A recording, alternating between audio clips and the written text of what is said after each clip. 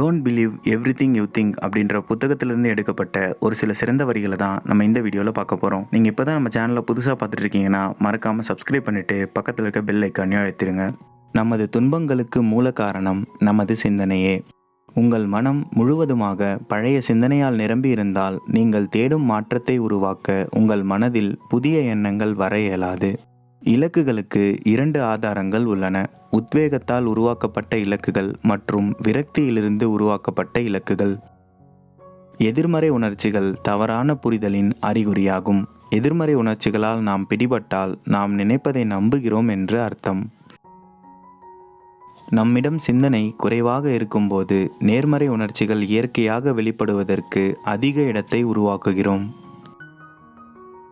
வெளி உலகத்துடன் நமது உள்ளுணர்வை உறுதிப்படுத்த முயற்சிக்கவும். இங்குதான் பெரும்பாலான எதிர்மறை உணர்ச்சிகள் வெளிவரத் தொடங்குகின்றன.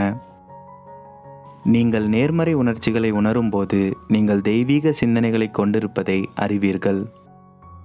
நீங்கள் ஒன்றை எவ்வளவு அதிகமாக நம்புகிறீர்களோ அவ்வளவு அதிகமாக அது உங்களை நம்புகிறது.